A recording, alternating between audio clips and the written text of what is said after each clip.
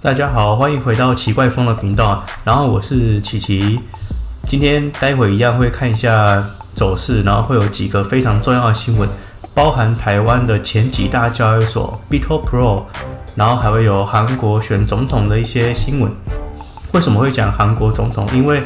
目前韩国的所有的总统候选人呢，都是非常利好比特币、加密货币的。那待会也会跟大家看，然后还会提到马斯克的关于马斯克的一些新闻，然后也会提到我们从小用到大的 Facebook 脸书。也许你的时代 Z 时代已经不流行脸书了，但是在我那个年代，脸书在我国小国中的时候是非常盛行的。那时候还没有 IG 还没有脆那时候就是脸书是最盛行的。好，那我们就先来看第一个新闻吧。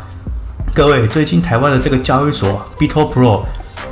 自从之前很早以前，台湾有3大交易所，不知道大家还记不记得？就是一个就是 ACE， 但是因为它有涉嫌诈欺的嫌疑，涉嫌诈骗，那目前 ACE 已经没什么人在用了，大家也不要去使用了。那后来呢，在台湾如果你要入金或出金，台币入金或出金，我们就是选择 Max 跟 BitoPro。那其实我平常是比较常用 Max。但是我不知道 BitoPro 竟然会这次出这件大事。最近台湾的这个交易所 BitoPro 它被害损失超过了1100万美元，加上他们隔了好几周才公开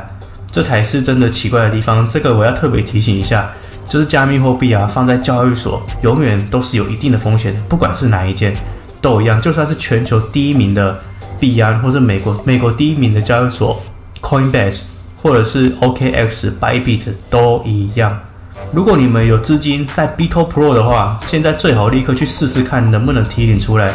把它转回台币账户，或者是转到自己可以掌控的冷钱包当中。只有私钥在自己手上才是真正的安全，这一点一定要记住。Not your key, not your coin。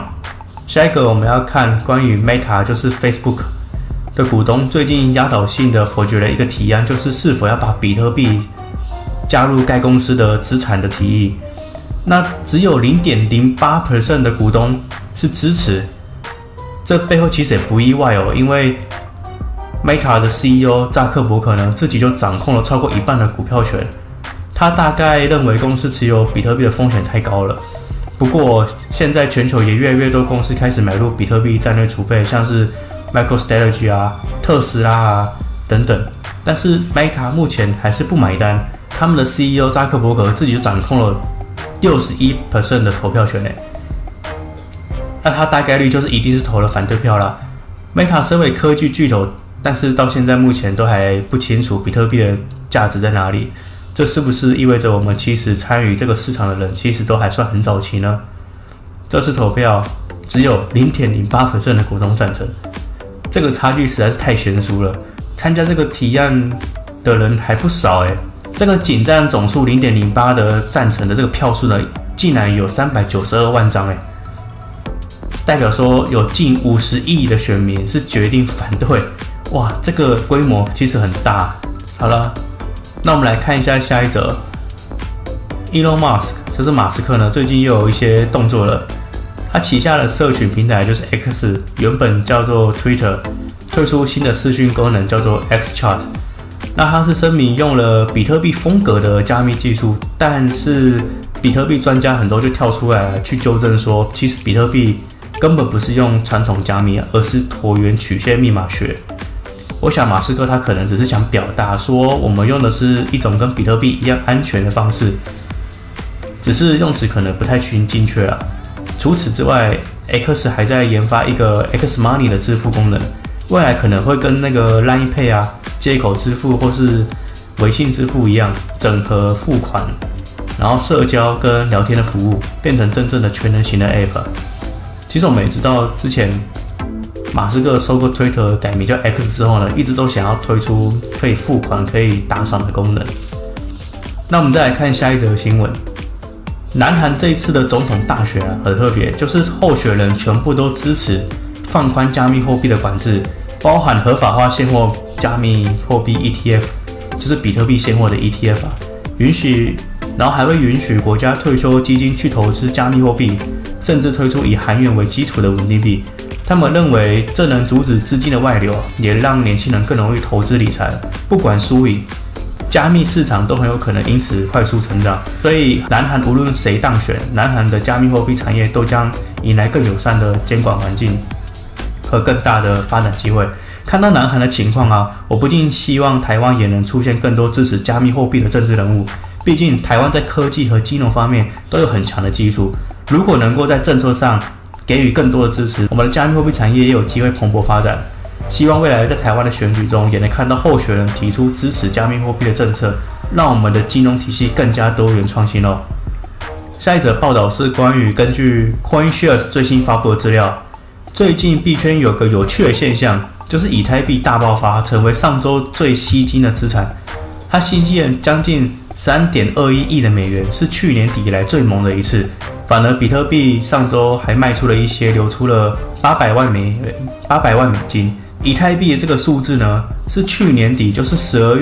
去年12月以来最猛的一次。那目前很多人就认为市场可能开始觉得以太币最近的表现还不错，可能有机会再继续往上走，投资人又开始对它有信心了。之前以太币一直跌，有人甚至说它已经快要变成民营币了，很多交易平台还取消对它的资源，但现在看起来以太币可能已经见底了，准备开始往上走。当然，未来怎么走，没有人可以100%保证，但至少现在有越来越多人愿意加入这场游戏。那这是不是意味着以太币爆发的时机已经离我们不远了呢？讲到以太币，就要讲到这个 SharpLink Gaming 这间游戏公司。SharpLink 这间公司打算买以太币加入自己的公司的战略储备资产。这个方式有点在复制 MicroStrategy， 就是微策略他们的策略，只是微策略跟日本的 MetaPlanet 都是把比特币作为公司的战略储备，但是 SharpLink 他们选择要把以太币作为他们的战略储备。那这个前提当然是他们如果预计以太币在今年底或是明年可以有一个比较好的上涨，可能到4000或是8000美元的话，那他们那这样一定会带给他们一个不错的收益。那你们觉得会怎么样呢？那目前有风声说他们大概可以买入12万颗左右的以太坊，依照目前的价格的话，这周微策略又再次出手买了比特币，买了705颗，花了7510万美元，价格是快要落在106500左右。那目前他们持有的比特币数量已经来到了580900多颗，快要581000颗了。然后日本的 MetaPlanet 呢，也在这个礼拜买了1088颗的比特币。那目前他们已经有，那这一次买完了，他们已经有8888颗的比特币，8888。然后 MetaPlanet 在今天呢，刚刚成为了日本史上首次单日的成交金额与成交量两个都排名第一的股票。在日本这是第一次发生，同时这两项都是排名第一的股票。我之前也有说过 ，MetaPlanet 在日本不是一个默默无名的公司，而是上市上柜里面大家很爱玩的一只前几名的股票哦。它是一间非常大间的公司，在日本一定可以排上前10名。再来想要给大家看这个很有趣的数据，持有比特币量最多的一个排行榜，第一名呢，这个 Satoshi Nakamoto 就是中本聪。它有快要110万颗的比特币，那这些比特币大家也都知道，从来没有动过的比特币，它的比特币没有意外化，都是不会流动的。那第二名是 Coinbase， 是美国最常用的交易所，也是美国第一的交易所，它拥有98万3000多颗的比特币。第三名是全球第一的加密货币交易所币安 Binance， 拥有快要62万颗左右的比特币。那第4名 BlackRock 就是贝莱德，他们推出的比特币现货 ETF 是所有的比特币现货 ETF 里面持有比特币量最多的一间 ETF。那它现在已经有了60万颗比特币。那各位不要小看贝莱德，因为它因为比特币现货 ETF 才推出来没几年，它就已经持有了60万颗的比特币了。那下一个 strategy 呢，就是 Michael Saylor 的微策略。这个数量还没有更新，对，因为我们刚刚也看到了嘛，他们已经有58万颗多的比特币了，应该没有记错吧？对啊，58万颗，那这个数据还没有更新到最新。但是没关系，这是给大家参考的一个数据。那大家都知道，比特币目前挖出来的量大概是2000万颗再多一点。那大家应该都知道，比特币总数量只有2100万颗。那目前已经挖出了2000万又多一点的比特币，但是市面上有在流通的比特币大概只有30-40%。用2000万来算的话，就是大概有流通600颗左右的比特币。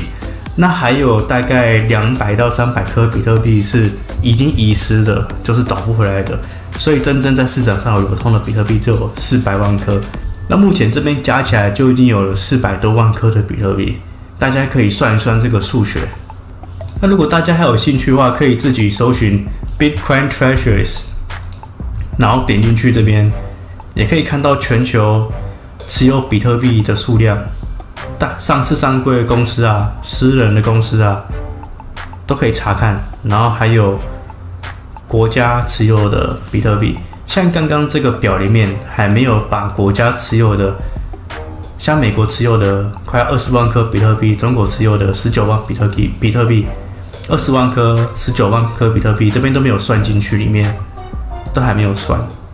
所以大家如果有兴趣的话，可以自己搜寻看看，目前有公开资料表示的上市上柜公司、私人公司还有总统，他们到底持有了多少颗比特币？比特币数量是有限的，大家一定要记得这件事情。再来，我们来看一下走势吧。比特币目前已经跌破了之前我有画这条106000多的这个支撑线，跌破之后呢，那这条线就会变成一个阻力。那目前我就是在观察，除了下面这边还有一条104000多的防守线，那目前已经有涨上来了。那我现在就在观察它会不会涨回去之前的106000多的这个阻力。如果可以站回去变支撑的话，那我们就还有机会再一次回到之前的前高109000多、11万多的比特币，就还有机会在6月初、6月中，我们就还有机会在6月中看到这样子的价格。但是如果没有的话，我觉得大概率就会像之前的这个区域一样，有可能就会变成一个整理的区间。那会整理多久呢？有可能就会像一开始我们从之前的这一段，从5月多一直整理到5月18号，那有可能在这边也会从5月31号一直整理一整个6月呢，是有可能的，就是一直横盘的整理。但是我之前也有跟大家讲过，比特币在夏天都是一个比较无聊的行情，因为在美国或者是在亚洲其实也一样，进入到暑假呢，他们会从股市会从比特币会把钱套现出来，会运用在旅游、运用在家庭旅游上面，一些消费上面。然后等到暑假结束了，因为暑假有可能要出去玩，小孩子会放暑假，会花比较多钱。那暑假结束之后呢，他们又会再次回到市场中，所以那时候暑期结束就是8、9月的事情，就是9月之后，那时候他们又会再次回到市场当中。那这样的事情有可能又会再次发生。不过像我刚刚讲的106000的那个阻力可以成功变成支撑的话，我们就有机会再次回到11万以上。这样子我们6月就还有机会看到12、13万的比特币。再来呢，这张图告诉你，在6月几天内涨到12、13万，不是说没有机会的。为什么呢？大家可以看到，这个是一个隐性看涨的背离，就是 K 线跟 RSI 是背离的状况。在2024年的时候，11月跟现在我们2025年的现在是不是非常像呢？我们走到6月的这个背离，如果说事情再次像去年11月一样的话，在接下来背离之后，价格就会快速的拉升。那时候直接从6万多、7万直接拉到了9万。那这件事情如果再一次上演的话，我们就有机会在6月底前看到12万或是13万的比特币，是有机会的哦，各位。接下来再跟大家分享几张很棒的图表。这是一张比特币减半的进度的图表。这张图显示我们目前正处于减半后的哪个阶段？目前我们已经走过减半后的这个是28% 了。如果我们把现在这个情况拿去对照过去几次的牛市，你会发现，每当减半后走到28%的位置的时候呢，我们几乎都刚好处在一个回档的阶段，而这个阶段一旦结束呢，就会展开最后一次的这个冲刺，进入最疯狂的牛市。那2017年的这个走势呢，这个时候的走势和现在这一波是非常像的。那一年一过28%之后，就来到这个非常疯狂的上涨，比较明显的上涨。所以我自己的预期也是一样，我们现在站在减半后这个28%的地方，接下来极有可能要开始喷发了。对我来说，要走到整个牛市的顶部，大概还需要在一整格的宽度。图表上的时间区域就是走到2026年底、2027年初的那个时间点，但是我认为应该会在2026年底左右才会出现最终的高点。而我心中的目标价仍然是16万美元。目前看起来，这就是我从这张图表上得到的判读。那这边我有一张更简化的图表，很清楚告诉我们，现在根本还离牛市高点有一段距离。如果你去对照前几轮的牛市，你会看到真正的高点都是在减半后很长一段时间才出现。像2017年是一路蓝色的，一路走到12月才见顶，这就是11月，所以后面这边就是12月。2021年是11月，对不对？这个是11月。我自己认为这次很可能会提早的话，就会落在10月，就这个地方。但是这个不是绝对的，但是很有可能会在10月之后，11月最晚就是12月之前，目标就是16万美元。但是如果最后价格上涨之后，散户疯狂的进场，也有可能不排除有可能会涨到20万美元或超过20万。但我认为16万就是一个很好的一个位置，很好的价格，就可以开始慢慢 DCA 出场。好啦，以上就是今天想要跟大家分享的所有图表，希望大家会喜欢今天的内容。短期、中期的目标，我认为是12万美元，但我仍然预期在2025年的10月，也就是9月底到10月初的这段期间，比特币会来到16万美元的高点。所以从现在开始一路走向那个高点的过程中，如果你有打算一部分的比特币打算长期去持有，永远不卖，对每一个人来说，这个部位大小是不同的，只有你自己会知道答案。以上就是今天的全部内容了。今天也分享一段励志短语，是我认为非常重要，而且很多人常常会忘记，那就是对你拥有的心怀感激，你就会拥有更多。如果你心怀感激，你就会拥有更多。如果你不再感激你已经拥有的东西，你就会掉入一个负面的循环，最后只会越来越少，因为你忘记了珍惜。有时候我们会太贪心了，总是想要更多，结果却忽略了我们其实已经拥有很多了。有时候你光是早上醒来还能呼吸，你就已经比世界上99%的人还要富有。如果你每个月都有稳定的收入，甚至是5万或是10万台币的收入，不一定，你就已经属于全世界最富有的1% 的人口。所以要学会感恩，每天早上醒来告诉自己，我已经很幸运了。不要太贪心，因为贪婪会摧毁你的所有的计划。贪婪毁了无数人、无数梦想，因为人们总是太贪心了。我们应该停止贪婪，开始学会感激，感激自己的健康，感激自己还活着，还有家人的陪伴，感激你有机会把你的热爱的事情变成收入的来源。无论你该感谢什么，每天都该怀着感恩的心，永远不要忘记你是怎么一步一步走到现在的。回头看看自己的过去，感谢那些努力不懈的自己，不要被这个世界上的贪婪牵着走，因为贪婪会摧毁你的未来，而感恩会让你拥有更多你本来就应该拥有的美好。一旦你开始感恩，你就会开始吸引更多幸福进入你的人生。我想这应该也是吸引力法则。这就是今天的励志短语，希望你今天喜欢这支影片。还有这么美丽的雨声，最近下雨，出门一定要小心，骑车开车都一样。但是我觉得睡觉的时候伴随着下雨声，真的可以睡得很舒服你们觉得呢？如果你喜欢今天的影片，请记得帮我按赞，分享给你的朋友和家人，订阅我的频道，开启小铃铛，并在底下留言告诉我你怎么看今天的新闻呢、图表呢，还有这段励志小语。祝大家有一个美好的一周，谢谢你的收看，我们下次见。